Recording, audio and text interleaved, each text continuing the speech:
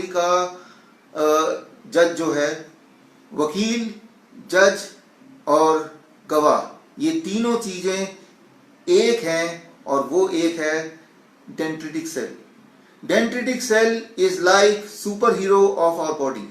हमारे बॉडी का जो 95% इम्यूनिटी है वो इम्यूनिटी को कंट्रोल करता है, तय करता है सिर्फ एक वर्ड एंड एक सेल आपकी बॉडी की, वो है डेंड्रिटिक सेल। अच्छा, अब ये डेंड्रिटिक सेल मिलेगा कहाँ?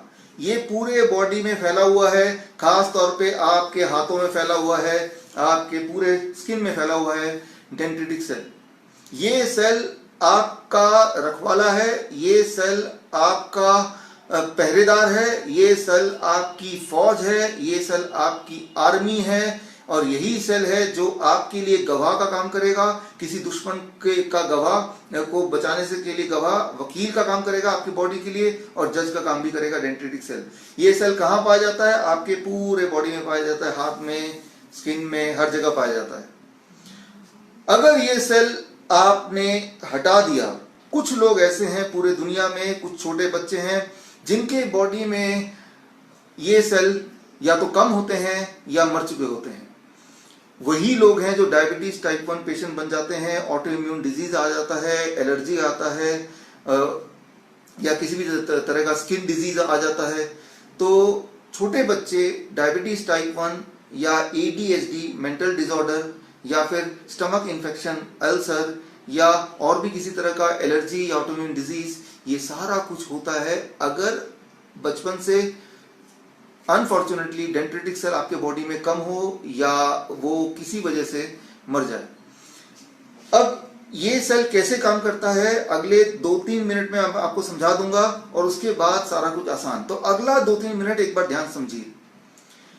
जब भी आपके बॉडी में कोई भी चीज एंटर करती है, खास तौर पे मुंह से, तो आपके बॉडी में जो डेंड्रिटिक सेल हर जगह फैले हुए हैं, ये डिसाइड करता है ये जो भी चीज बॉडी के अंदर गया है ये बॉडी का दोस्त है या दुश्मन है। जब भी कोई चीज आपके बॉडी में एंटर करती है, मुंह से, नाक से, या मच्छर काटेंगे तो स्किन से, या कोई जर्म, कोई खून निकल रहा है वहां पे कुछ कीटाणु चले जाएंगे बॉडी के अंदर, आपके बॉडी के अंदर स्किन के माध्यम से, नाक के माध्यम से, मुंह के माध्यम से, किसी माध्यम से जब भी कोई भी चीज एंटर करता है, चाहे वो दवाई एंटर करती है, चाहे वो खाना एंटर करता है, चाहे वो बैक्टीरिया एंटर करता है, चाहे वो वायरस एंटर करता है, कोई भी चीज जब बॉडी में एंटर करता है तो आपके बॉडी में वो जो सुपर हीरो है, सुपर हीरो डिसाइड करता है कि ये दोस्त है बॉडी का या दुश्मन है, दोस्त है या दुश्मन है। तो फॉर एग्जाम्पल कोई वायरस एंटर करेगा, कोई बैक्टीरिया एंटर करेगा, कोई ऐसा केमिकल एंटर करेगा जो बॉडी को नुकसान करता है, तो कौन डिसाइड करेगा कि ये दोस्त है दुश्मन है? सिर्फ एक सेल डिसाइड करेगा, उसका नाम है डेंड्रिटिक सेल। और अगर उसने डिसाइड कर लिया ये तो दुश्मन है, तो डेंड्रिटिक सेल फिर आदेश देगा पूरे बॉडी में, फौज है जिसे हम इम्यूनिटी बोलते हैं, जिसे हम टी सेल्स बोलते हैं या इम्यून सेल्स बोलते हैं, उसको फौज को इशारा देगा कि भाई ये दुश्मन आ गए हैं, इन पे अटैक करो।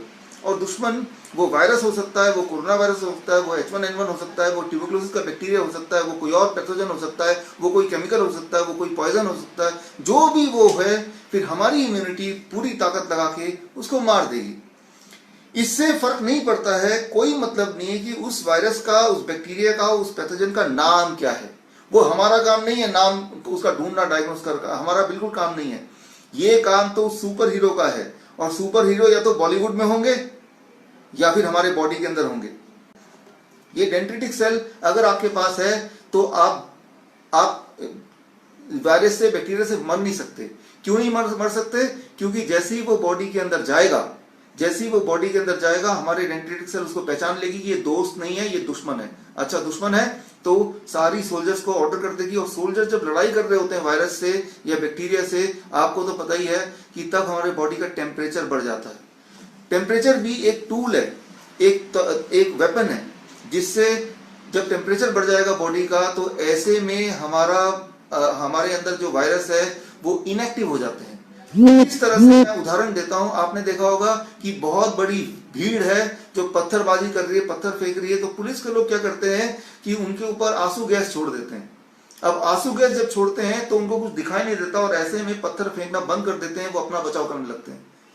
तो जब टेम्परेचर बॉडी का बढ़ जाता है तो बॉडी के अंदर जो वायरस है, बैक्टीरिया है, वो आंसू गैस की तरह होते हैं और बैक्टीरिया वायरस वहीं पे स्टॉप हो जाते हैं, मल्टीप्लाई नहीं कर पाते और वो इनएक्टिव हो जाते हैं, वो टूटने लगते हैं टेम्परेचर जब हाई होता है। लेकिन टेम्परेचर हाई का आदेश कौन देता है? वो डेंड्रिटिक सेल का सारा कमाल है। और टेम्परेचर जैसे ही बढ़ा तो हमारे बॉडी का न्यूट्रिशन, हमारे बॉडी का ईंधन, हमारे बॉडी का पानी, वो सारा कुछ ज्यादा इस्तेमाल होता है। तो ऐसे में आपका बॉडी आपको आदेश देता है चुपचाप बैठ जाओ, लेट जाओ, काम मत करो, किसी से बात मत करो, ताकि बॉडी अपनी एनर्जी बचा सके और सारी की सारी एनर्जी लगा सके लड़ने में, वायरस को भगाने में। तो टेम्परेचर का बढ़ जाना या बुखार फील करना या वीकनेस फील करना, ये बीमारी नहीं है, ये तो बॉडी में लड़ाई चल रही है और लड़ाई का एक सिम्टम बोल सकते हैं, एक वार्निंग साइन बोल सकते हैं। ऐसे में हमें अपने बॉडी का सपोर्ट करना है।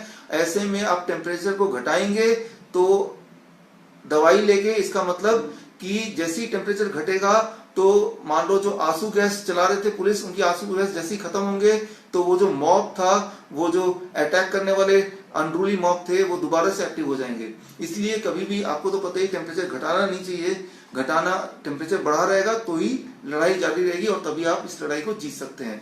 ये तो सिंपल बातें हैं जो आपको पता ही है, तो इसमें ज्यादा डिटेल में जाने की मुझे आवश्यकता नहीं है। किसी को पूछना तो बाद में पूछ लीजिएगा। मैं यहाँ पे सिर्फ एक ही बात बोलना चाहूंगा कि जब भी कभी आपके बॉडी के अंदर कोई भी ऐसी चीज जाती है जो बॉडी के लिए नुकसानदेह है, वो वायरस हो सकता है, बैक्टीरिया हो सकता है, केमिकल हो सकता है, कोई भी चीज हो सकती है, तो हमारे बॉडी में एक डेंड्रिटिक सेल है जो उसको अटैक करेगा, जो पूरे बॉडी को एक्टिवेट करेगा।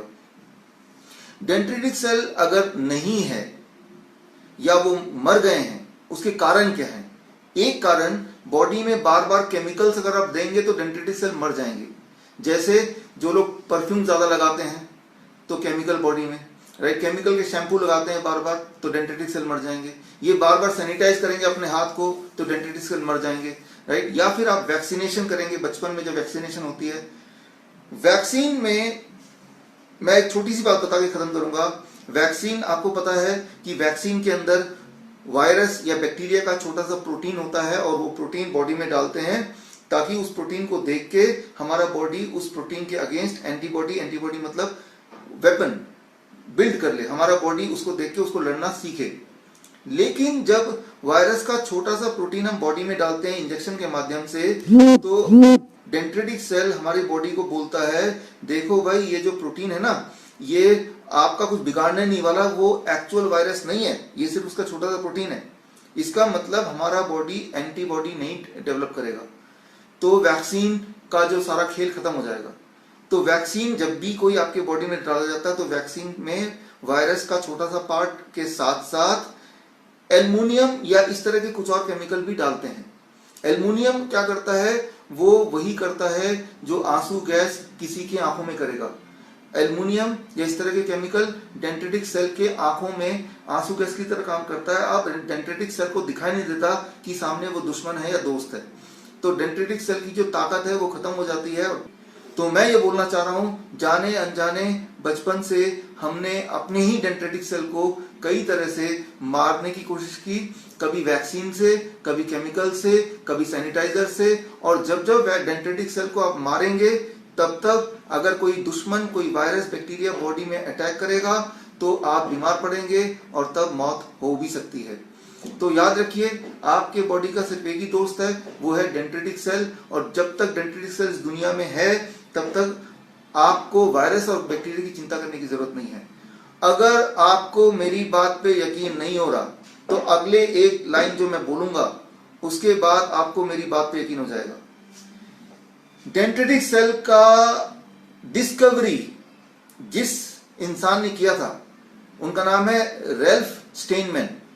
ये दुनिया के इकलौते ऐसे इंसान हैं जिनको 2011 में मरने के बाद नोबेल प्राइज मिला। दुनिया में एक ही इंसान को मरने के बाद नोबेल प्राइज मिला, क्योंकि नोबेल प्राइज दिया जाता है, उसका एक नियम है कि नोबेल प्राइज देंगे तभी जब वो जिंदा होगा, मरे हुए इंसान को नोबेल प्राइज नहीं दिया जाता। लेकिन एक एक्सेप्शन है, रैल्फ स्टेनमैन, जिन्होंने डेंड्रिटिक सेल का डिस्कवरी किया था। इस बात से आप अनुमान लगा सकते हैं ये कितना महत्वपूर्ण डिस्कवरी था, क्योंकि आप जिंदा हैं, मैं जिंदा हूं, मैं आपसे बात कर पा रहा हूं, इसमें सबसे बड़ा रोल किसी भी बॉडी के सेल का है तो वो है डेंड्रिटिक सेल। तो आपको सिर्फ एक ही काम करना है कि हमें कोई भी ऐसा कदम नहीं उठाना है जिससे हमारे डेंड्रिटिक सेल मर जाएं, कमजोर हो जाएं या अंधे हो जाएं। तो मरेंगे कैसे, कमजोर कैसे होंगे, अंधे कैसे होंगे? एक, वैक्सीनेशन से होंगे। दो, केमिकल से होंगे, चाहे केमिकल आप किसी दवाइयों के माध्यम से पिए या लगाएं।